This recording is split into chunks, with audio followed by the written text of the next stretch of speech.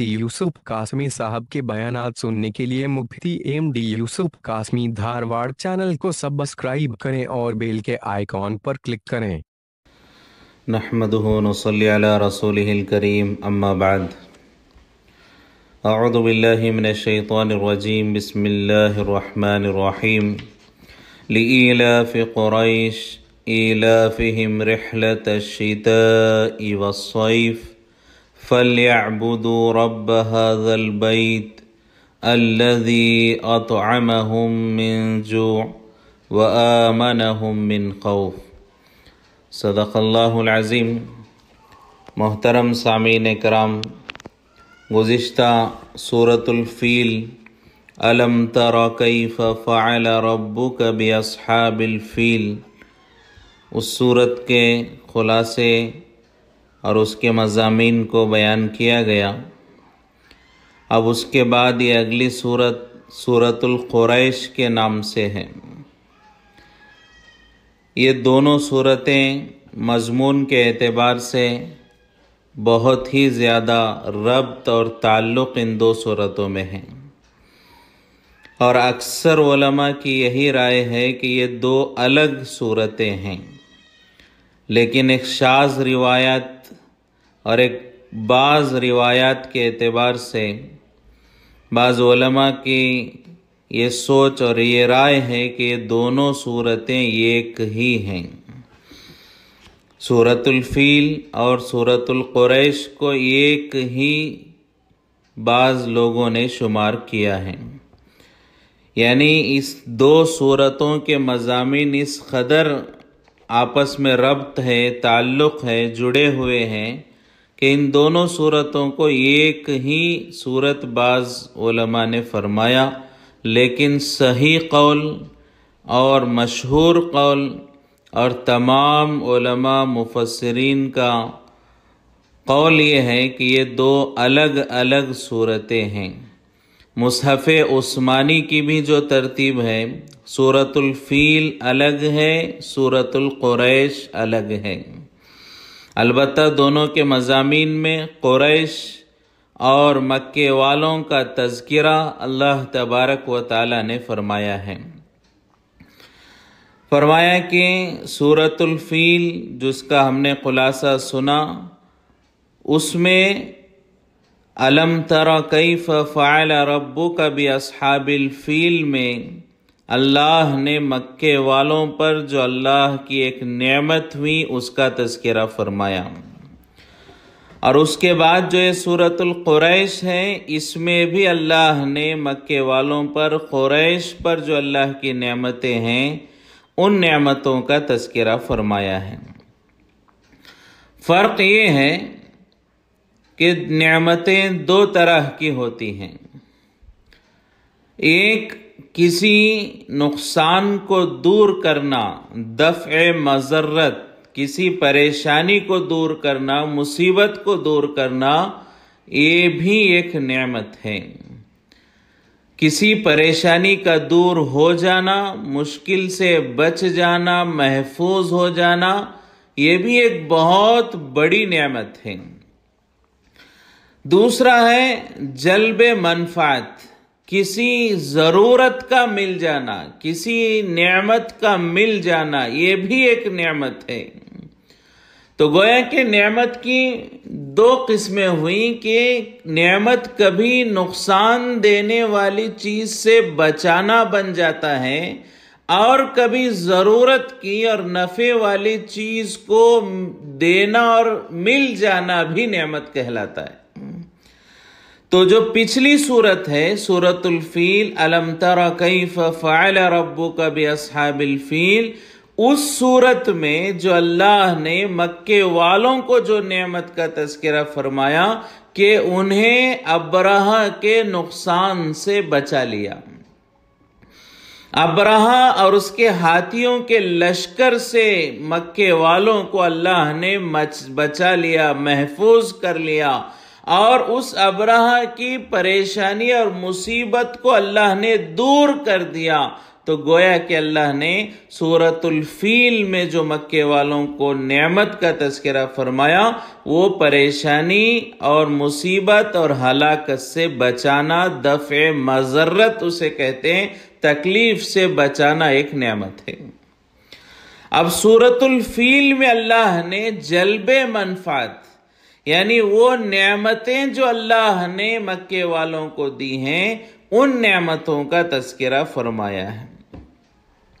مکے والوں کو، قریش کو اللہ نے بہت ساری نعمتوں سے نوازا ہے۔ اللہ تبارک و تعالیٰ نے بہت ساری نعمتوں سے نوازا کہ اللہ تبارک و تعالیٰ نے مکے میں اپنا گھر بنایا، قریش کو اس گھر کعبے کی ذمہ داری دی، مجاورین بنایا، اس کے پڑوسی اللہ نے بنایا، اور قریش کو اللہ نے چنا اپنے گھر کی خدمت کے لیے۔ یہ ایک بہت بڑی نعمت ہے۔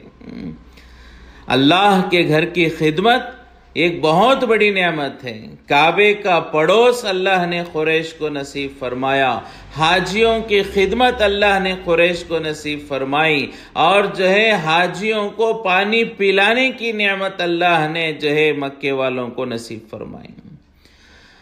تو اللہ نے اپنے گھر کی وجہ سے، کعبۃ اللہ کی وجہ سے قریش کو بہت ساری نعمتوں سے نوازا ہے۔ ایک تو اس کا پڑوس اور حاجیوں کی خدمت، اور اس کے علاوہ اللہ کے گھر کی وجہ سے مکے والوں کی، قریش کی پوری دنیا میں ایک عزت ہوتی تھی، ایک رعب اور دبدبہ پوری دنیا میں وہ قریش کا تھا۔ وہ زمانہ بہت خطروں کا زمانہ تھا، لوٹ مار کا زمانہ تھا۔ اگر کوئی قافلہ اپنے وطن سے کسی دوسرے علاقے کی طرف سفر کرتا تو راستے میں قافلوں کو لوٹ لیا جاتا، ان کے مال کو لوٹ لیا جاتا، ان کے تجارت کے سامان کو لوٹ لیا جاتا اور انہیں تکلیف پہنچائی جاتی۔ راستے اس زمانے میں پرامن نہیں تھے، امن نہیں تھا راستوں میں، بہت زیادہ راستوں میں لوٹ مار کے واقعات پیش آتے، بڑے بڑے قافلے لٹ جایا کرتے تھے۔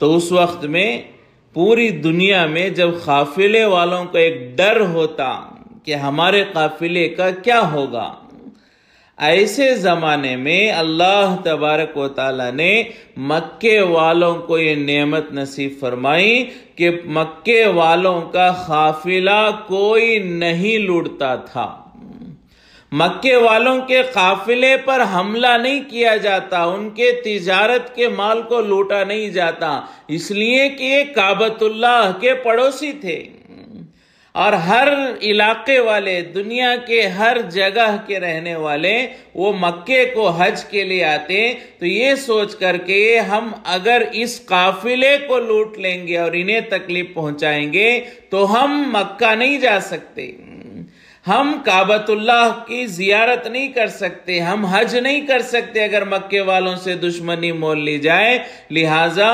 کعبے کی وجہ سے قریش کے قافلے محفوظ ہوتے اور یہ آسانی کے ساتھ تجارت کے سفر کرتے۔ مکے والوں کے تجارت کے 2 سفر ہوا کرتے تھے عام طور پر، جس کا تذکرہ اس صورت میں بھی ہے کہ ایک سردی کے موسم میں، ایک گرمی کے موسم میں، 2 سفر مکے والوں کے اور قریش کے تجارت کے ہوتے تھے۔ یمن کا علاقہ گرم تھا، گرمی کا علاقہ یمن کا، تو مکے والے قریش سردیوں کے موسم میں یمن کی طرف جاتے اور وہاں مکے سے جو سامان حاجیوں سے خریدا تھا، جو ضرورت سے زائد تھا، اسے وہاں یمن کے بازاروں میں فروخت کرتے، اور یمن سے جو ضرورت کے سامان ہوتے وہ لے کر مکہ آتے۔ تو یمن گرمی کا علاقہ تھا، تو سردیوں میں وہاں جاتے اور وہاں جا کر وہاں تجارت کرتے، سامان تجارت کا لے کر آتے، اور گرمیوں کے موسم میں ملک شام کو جاتے، اس لیے کہ ملک شام سردی کا علاقہ تھا، سرد علاقہ تھا، تو وہاں پر گرمیوں کے موسم میں ٹھنڈی کم ہوتی تو وہاں ملک شام کو جاتے اور وہاں سے سامان تجارت خرید کے لاتے. تو یہ 2 سفر مکے والوں کے ہوتے. یمن گرم علاقہ تھا تو سردیوں میں جاتے کہ گرمی کم رہے، اور ملک شام وہ ٹھنڈا علاقہ تھا تو وہ گرمی میں جاتے تاکہ سردی کم رہے. بہرحال ان دونوں جگہ سے جاتے اور آسانی سے مکے والے سفر کرتے، اس لیے کہ مکے سے یمن تک اور شام تک راستے میں کوئی کعبے کی وجہ سے قریش پر حملہ نہیں کرتا تھا. تو یہ بھی ایک اللہ کی نعمت تھی کہ اللہ نے ان کو تجارت میں بہت زیادہ امن نصیب فرمایا تھا. بہت ساری نعمتیں ایسی ہیں جیسا کہ ابراہیم علیہ السلام کی دعا پر اللہ تبارک و تعالی نے قریش کو اور مکے والوں کو یہ نعمت نصیب فرمائی کہ پوری دنیا کے جو ہے پھل اور پوری دنیا کے ساز و سامان مکہ پہنچا کرتے. جیسا کہ حضرت ابراہیم علیہ السلام کی دعاؤں میں ہم نے سنا، حضرت ابراہیم علیہ السلام نے اللہ سے دعا کی، اللہ میں اپنی بیوی اور بچے کو ایک ایسی وادی پر چھوڑ رہا ہوں، بواد غیر ذی زرع، ایک ایسی وادی یہاں کوئی گھاس تک نہیں ہے، ایسی جگہ پر چھوڑ رہا ہوں، ایسے ویرانے میں پہاڑوں میں جنگ جو ہے چھوڑ رہا ہوں. اللہ یہاں جو ہے میں اپنے بیوی بچے کو چھوڑ رہا ہوں. کیا حال ہے؟ بوادی غیر ذی زرع، یہاں گھاس تک نہیں ہے. کیا مطلب ہے؟ فرمایا کہ اللہ ایک جملے میں بہت ساری چیزوں کی طرف جو ہے آیتوں میں اشارے ملتے ہیں. تو اس میں فرمایا کہ جو ہے جہاں گھاس بھی نہ ہو وہاں جانور گزارا نہیں کر سکتے، اور جہاں جانوروں کا گزارا نہیں ہوتا وہاں انسانوں کا بسیرا اور انسانوں کا آباد ہونا مشکل ہے. تو حضرت ابراہیم علیہ السلام نے کہا میں ایک ایسے بیابان اور پہاڑوں میں چھوڑ رہا ہوں جہاں جانوروں کا گزارا نہیں تو انسانوں کا گزارا کہاں سے ہوگا. یہاں کھیتی باڑی نہیں ہے، باغات نہیں ہے، کوئی دوسرے جو ہے کنویں وغیرہ نہیں ہیں. یہاں پر ایسے بیابان میں جہاں جانور نہیں ہیں تو وہاں انسان کیا بسیں گے، اور جانوروں کے بسنے کے لیے گھاس ضروری ہے تو گھاس ہی نہیں ہے. تو یہ گویا کہ پورا جو ہے علاقے کا حال حضرت ابراہیم علیہ السلام کے ذریعے اللہ نے قرآن میں فرمایا کہ ایسی جگہ پر جہاں گھاس نہیں ہے، پیداوار نہیں ہے تو جانور کا گزارا مشکل ہے. جب جانور نہیں ہوں گے تو انسان کی آبادی اور انسانوں کا بسیرا دشوار ہے. تو ایسی جگہ پر اللہ میں اپنی بیوی بچے کو چھوڑ رہا ہوں تو یہاں پر جو ہے کہ جو ہے تمام دنیا کے پھلوں کو پہنچا دے. فرمایا کہ اللہ تبارک و تعالی نے دعا قبول فرمائی اور اللہ نے کہا کل شیء، یہاں پر ایک لفظ اللہ نے جو استعمال فرمایا کہ ہر چیز کا پھل یا ہر چیز کا ثمرہ، ہر چیز کا نتیجہ اللہ تبارک و تعالیٰ نے اور نفع اللہ نے پہنچانے کو جو ہے اللہ نے فیصلہ فرمایا. تو یہاں صرف پورے دنیا کے پھل نہیں آتے ہیں، پوری دنیا کی سبزیاں آتی ہیں، بلکہ فرمایا کہ پوری دنیا میں جو کچھ ہوتا ہے اس کا نفع یہاں پہنچتا ہے. اسی لیے اگر کوئی فیکٹری ہے تو فیکٹری سے جو پروڈکشن تیار ہوتا ہے وہ اس فیکٹری کا پھل مانا جاتا ہے، تو وہ پروڈکشن بھی یہاں پر ملے گا. پوری دنیا کے پھل مکے میں دستیاب ہوتے ہیں، پوری دنیا کے کپڑے یہاں پر دستیاب ہوتے ہیں، پوری دنیا کے جو ہے تمام نعمتیں مکے میں ملتی ہیں. یہ نعمت اللہ نے قریش کو نصیب فرمائی ہیں. ایسی بے شمار نعمتیں ہیں جو اللہ تبارک و تعالی نے قریش کو اور مکے والوں کو نصیب فرمائی ہیں. اور ان میں فرمایا کہ ایک سب سے بڑی نعمت جو حضور پاک صلی اللہ علیہ وسلم کو اللہ نے وہاں پر بھیجا، یہ سب سے بڑی نعمت ہے کہ اللہ تبارک و تعالیٰ نے قریش میں سے، قریش کے خاندان میں سے اللہ نے حضور پاک صلی اللہ علیہ وسلم کو پیدا فرمایا کہ اللہ کی طرف سے ایک بہت بڑی نعمت ہے. فرمایا حضور پاک صلی اللہ علیہ وسلم نے کہ اللہ نے تمام انسانوں میں، تمام اولاد اسماعیل میں کنانا کو چنا، اور کنانا میں قریش کو چنا، اور قریش میں سے بنی ہاشم کو چنا اور بنی ہاشم میں سے اللہ نے مجھ کو چنا۔ اللہ تبارک و تعالیٰ نے تمام انسانیت میں ایک مقام اللہ نے اولاد اسماعیل کو نصیب فرمایا، اور اولاد اسماعیل میں خصوصی نعمت و کنانا کو ملی، اور کنانا میں خصوصی نعمت قریش کو ملی، اور قریش میں سے بنی ہاشم کو ملی۔ اللہ نے بنی ہاشم میں حضور پاک صلی اللہ علیہ وسلم کو پیدا فرمایا۔ تو یہ نسبت حضور کی نسبت قریش کی، آپ قریشی تھے۔ حضور پاک صلی اللہ علیہ وسلم آپ قریشی تھے۔ یہ کتنی بڑی نسبت ہے کہ قریش کو، کہ حضور اللہ کے رسول، تمام نبیوں کے امام، پوری دنیا جن کے صدقے اور طفیل میں بنائی گئی، وہ ذات کی نسبت قریش کی طرف ہو رہی ہے۔ قریشی ہیں آپ صلی اللہ علیہ وسلم، قریشی ہیں، اور آپ کی اولاد قریشی ہیں۔ آج جو ہم کہتے ہیں کہ سید آل رسول، حضور کے خاندان والوں کو ہم کیا کہتے ہیں؟ سید کہتے ہیں، آل رسول کہتے ہیں۔ تو یہ سید جو کہتے ہیں یہ حضور کی وجہ سے کہتے ہیں، اس لیے کہ حضور پاک صلی اللہ علیہ وسلم نے فرمایا انا سید ولد آدم، کہ میں جو ہے آدم علیہ السلام کی اولاد کا سردار ہوں۔ تو حضور پاک صلی اللہ علیہ وسلم تمام انسانوں کے سردار ہیں، تو حضور کی اولاد کو حضور کی وجہ سے سید کہا جاتا ہے۔ لیکن جو حضور اور ان کی نسل ہے جنہیں ہم سید کہتے ہیں، یہ نام تو سید حضور کی وجہ سے کہا جاتا ہے، لیکن اصل ان کی جو قوم ہے، نسل ہے، وہ قریش ہے۔ جو حضور کی اولاد ہیں وہ قریشی ہیں۔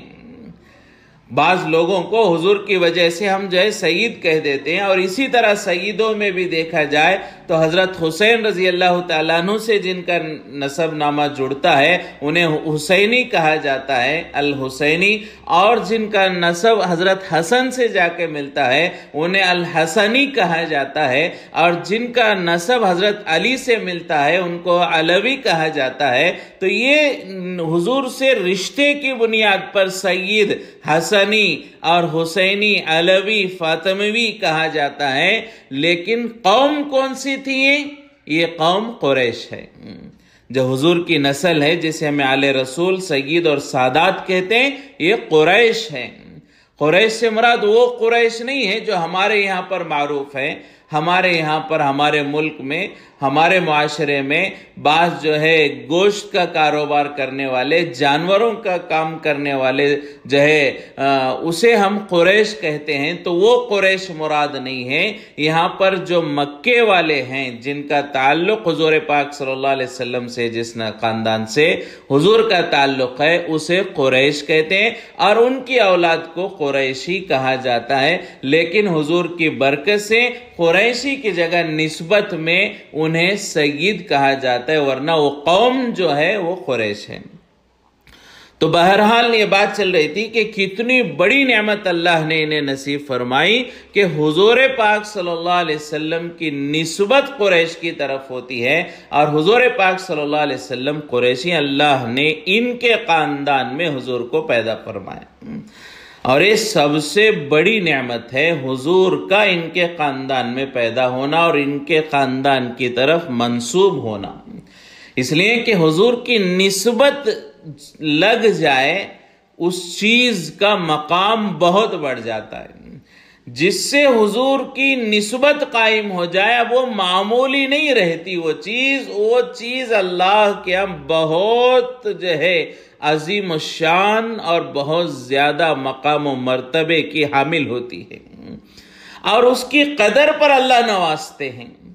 مشہور واقعہ ہے، بارہا سنا ہے، جنید بغدادی رحمت اللہ علیہ یہ پہلے وہ مقام پر نہیں تھے، یہ بہت بڑے پہلوان تھے۔ حضرت جنید بغدادی یہ اللہ والے، سید الاولیاء، تاج الاولیاء، اور اپنے زمانے کے ولیوں کے سردار اور اللہ کے محبوب و مقرب بندے بننے سے پہلے یہ پہلوان تھے ایک بادشاہ کے یہاں، اور اتنے مشہور پہلوان کے پورے علاقے میں، اطراف میں کوئی ان سے مقابلہ کر کے جیتا ہو ایسا نہیں ملتا تھا، اور کسی نے ان کی پیٹھ کو زمین پر لگایا ہوا ایسا نہیں تھا۔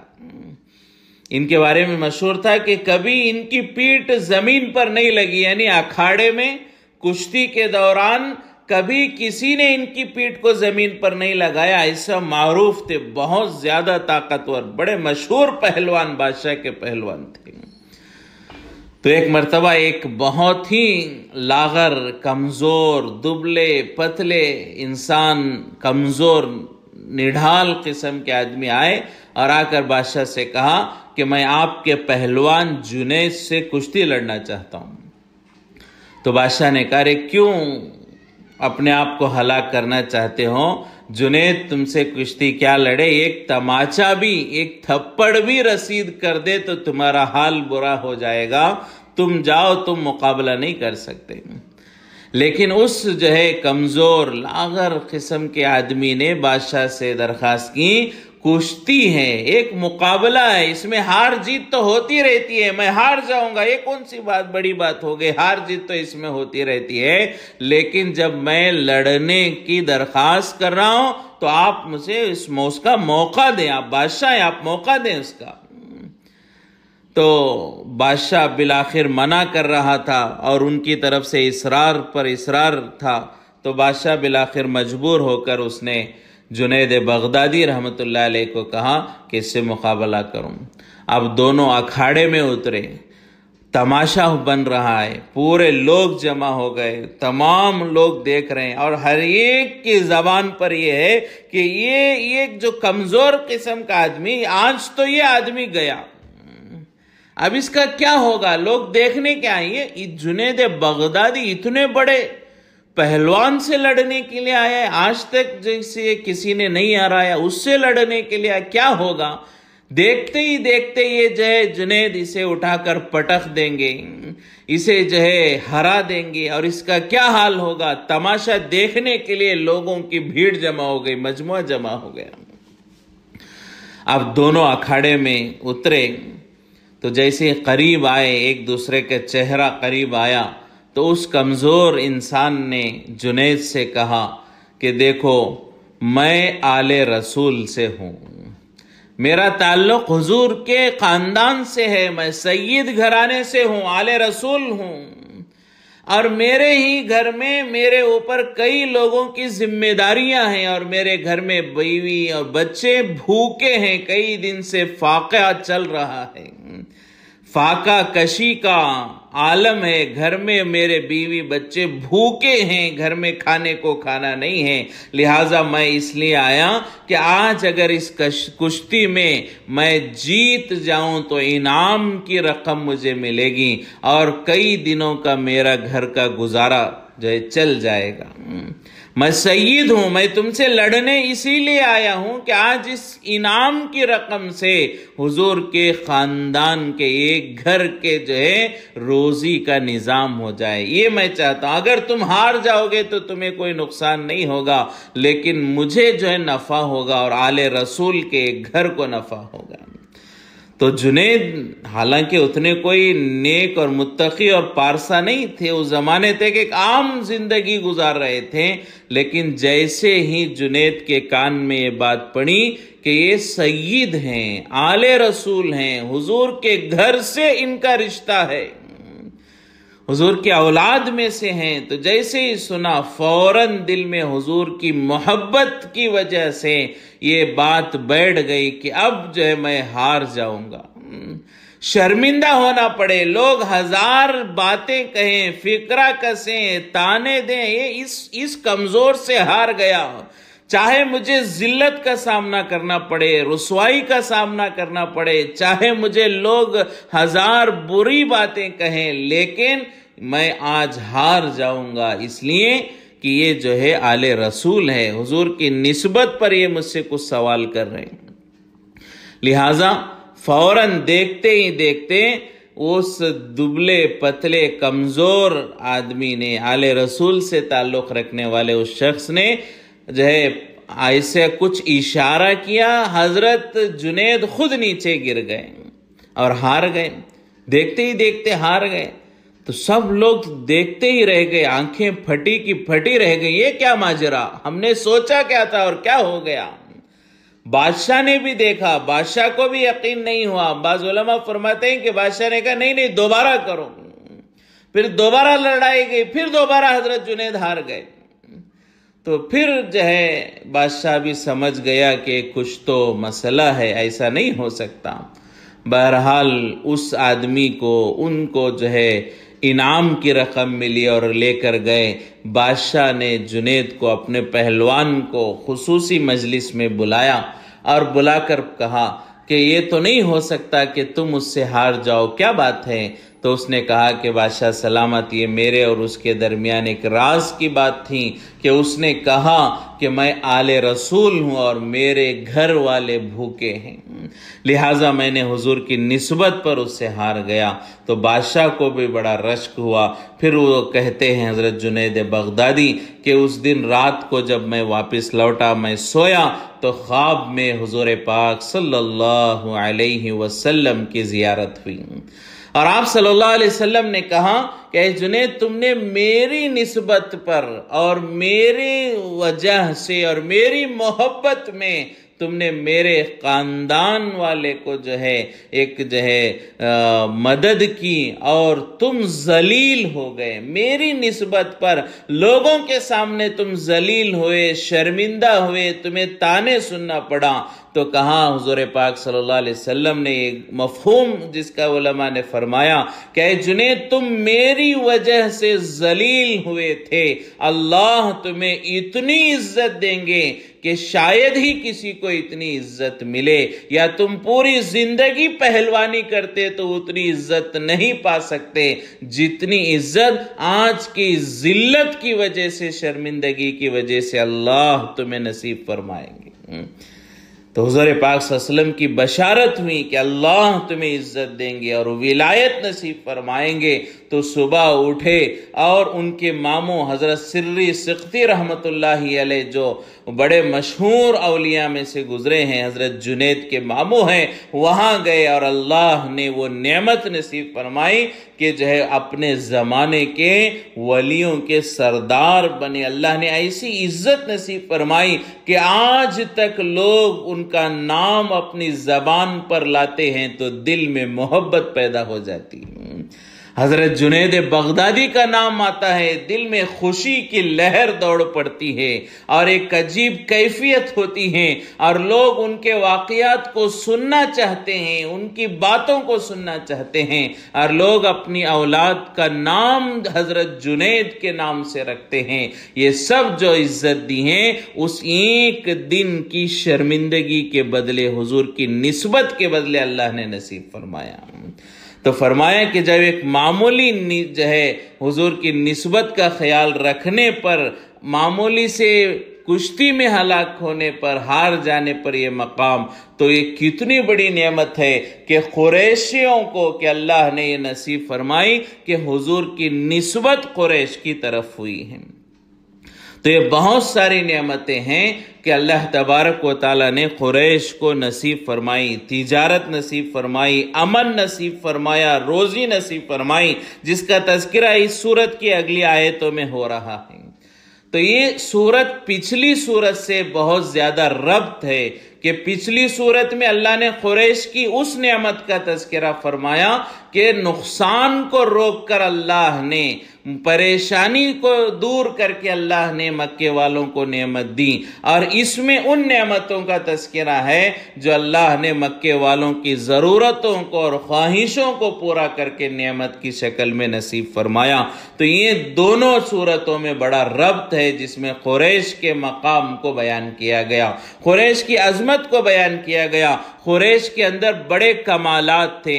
بعض دفعہ ہمارے یہاں پر بعض لوگ بیانات کرتے کرتے کرتے قریش کی بڑی جو ہے برائیاں بیان کرتے ہیں، ایسی جاہل قوم تھی، ایسے اڈیل تھے، ایسے تھے کہ کوئی ان کو دنیا میں پسند نہیں کرتا تھا۔